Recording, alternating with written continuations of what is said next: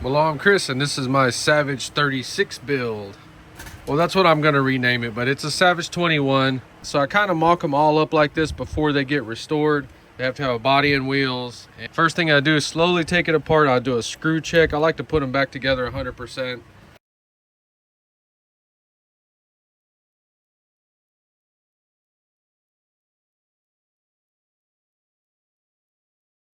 So this is all taken apart. I cleaned this up with a purple power. Since this one's so old, we're gonna have to go through the diffs on there, so we'll check them out in a little bit. So I almost freaking lost my mind on this. This is at 5.9 I bought from eBay. I told you that had the stripped head button. So one of the motor mount screws is stripped, but I was able to get it off with some pliers. And I said, well, let me go ahead and go through this engine. I always talk about those idiots to strip out their screws. I tried every single thing. I've been doing this stuff all my life. But the problem with this one is it's countersunk in there. So you're supposed to actually heat this up in case they thread locked them. This one was already rounded off. This had no chance. So you're gonna get a Dremel and you're gonna get that little thin rock wheel. And the secret to this is not stopping too early. So I just went in there. Yeah, you're gonna damage this part a little bit, but it's gonna be fine. And just try to go as deep as you can. If you can look in there, I went all the way to the bottom. And I looked for about 5 minutes and found the exact perfect flathead bit. This bit fits in there. You see how deep it is. Every bit of strength you have to hold this in line, or you got one shot. I broke it loose. Yeah, it looked like we cut it all up, but you see at the end of the day, it's really not that bad. It's not gonna matter. He said this engine was good. It's good we're in here. Look, it had a little bit of crud in it. Dude, that's rust, man. So yeah, the guy wasn't BSing me at all. This thing has super crazy compression. Everything looks really, really good in there. One-way bearing's good. All this gets Berryman chem dipped. You'll see it when it's clean. All right, well, 5.9 is ready to go back in there. Let's talk about anything weird or special about it. The only weird or stupid thing about this engine is that the one-way bearing is attached or pressed into this piece, and they want like $60 for this. And if you're gonna try to press one in there, just remember to heat them up and cool them in the freezer, or that process to try to get that bearing in there, because you cannot press this in there just normal. You're gonna destroy the one-way bearing. So the little back plate, this is a shim. It's 6 millimeters inside, 12 millimeter outside, and 0.3 millimeters thick. So it is not just any washer. Okay, so then I would go ahead and stick it together like that. One-way bearing like that. Top dead center. All right, I guess this one-way bearing just stays wet. Just make sure everything feels right. Okay. All right, so a little clutch shoes. I just took them off to make sure nothing was broke and nothing was bent. Everything looks fine. We just reuse them. Remember, they go on a certain way.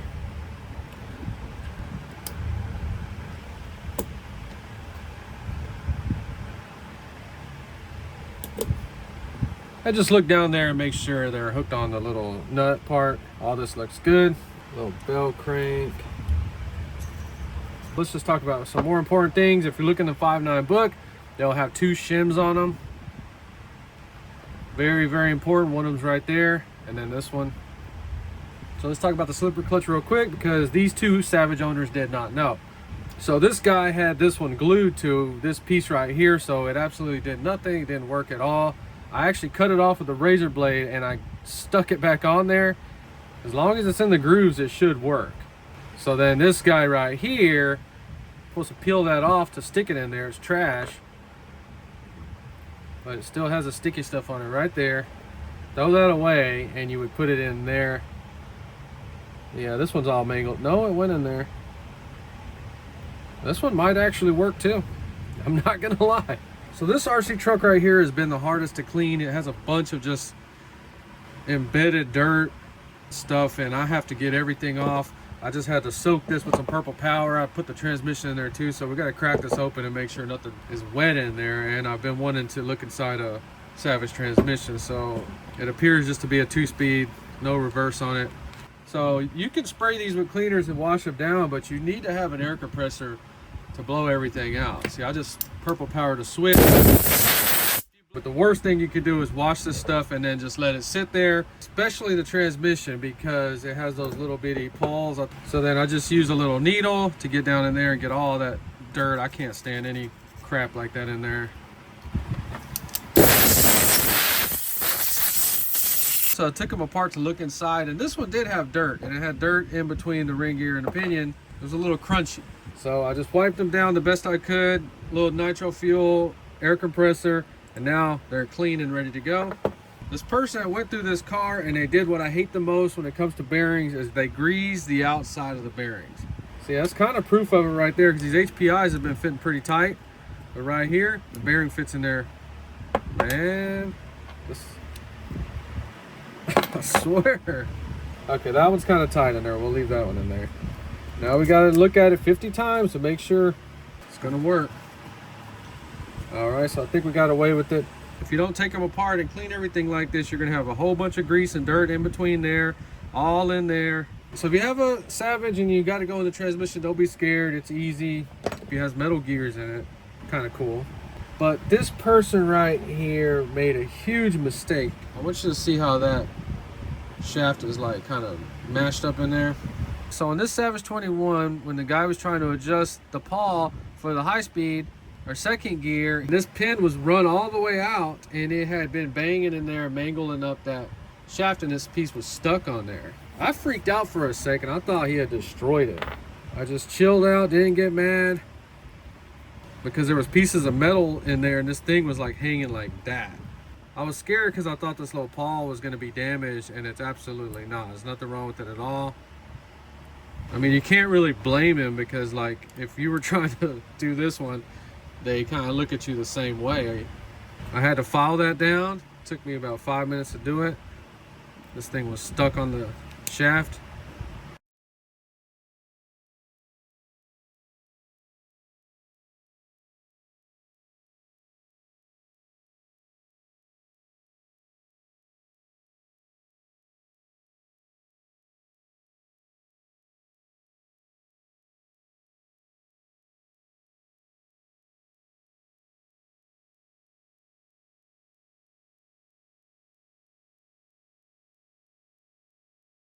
So on eBay, I bought the original Savage 21 body for like $75, I think.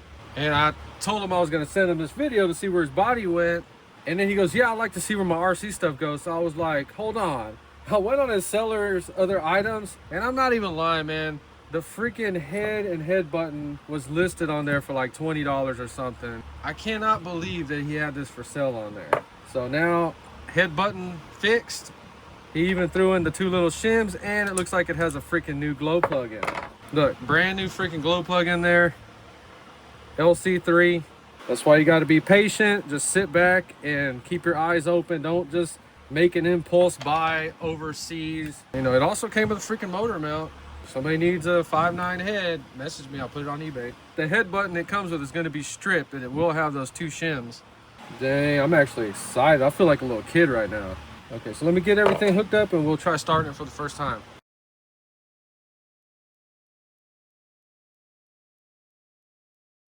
All right, so first time ever starting a 5.9. The instructions are online for that carburetor. It just says everything flush, about 1 millimeter on the idle gap.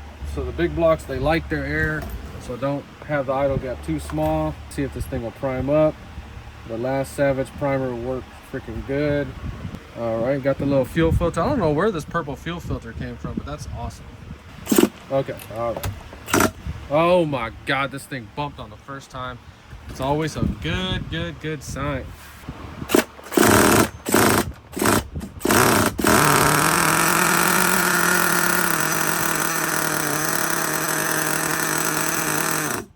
All right, this one really wants its air.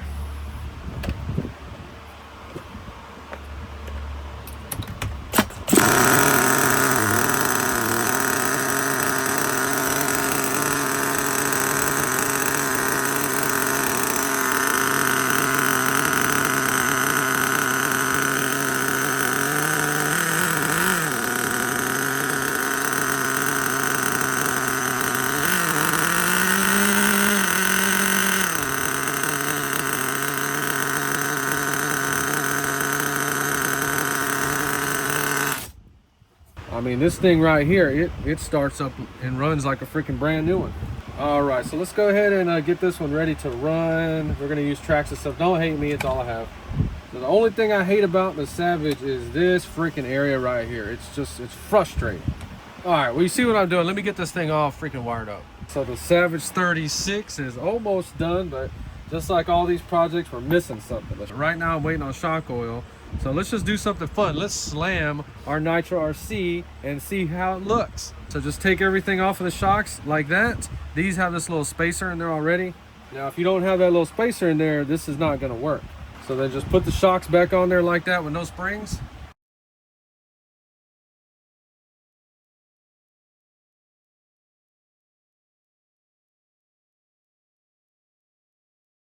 Alrighty then, check this thing out, man.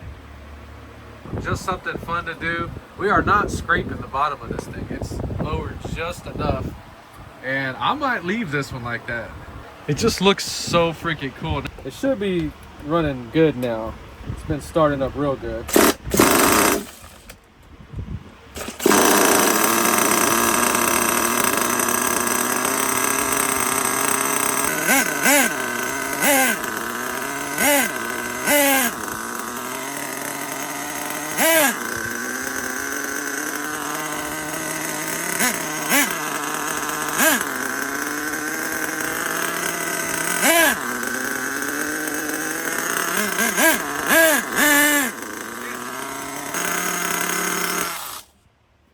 So these wheels and tires are in really freaking good shape. We're gonna throw these blinged out wheels on it for display. Actually, it looks really good with those wheels on it. All right, let's see if this thing will start up.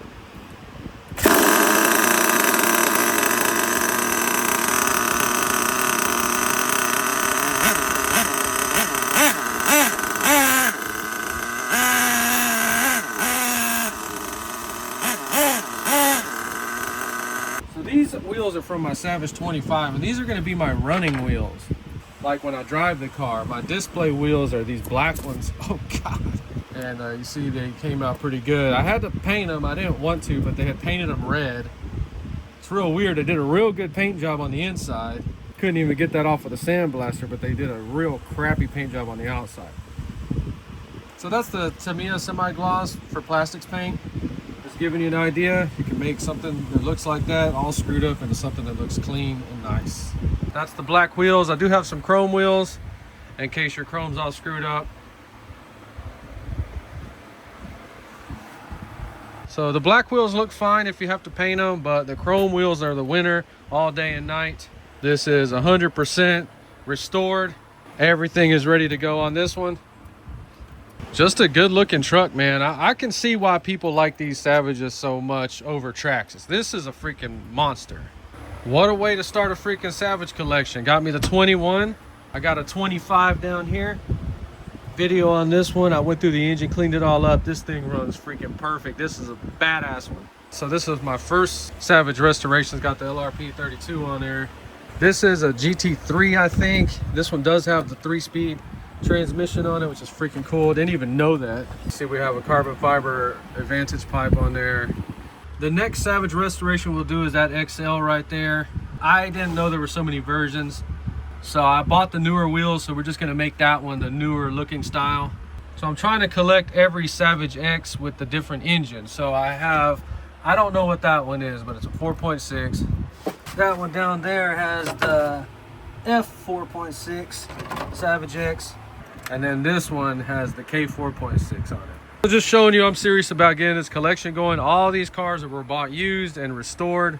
That's what I'm currently doing on this channel, showing you how you can do this and save tons of freaking money. I got less than $200 invested in this whole thing right here. This one right here, I think I have like $250 or $300 in this one. So once I restore my collection, then we're gonna start buying brand new ones. That's just one section of shelving that needs to be restored. There's one more like that down there, but it's messy. All right, so there you go, fully restored Savage 21. If you enjoyed this video, please like and subscribe, and thanks for watching.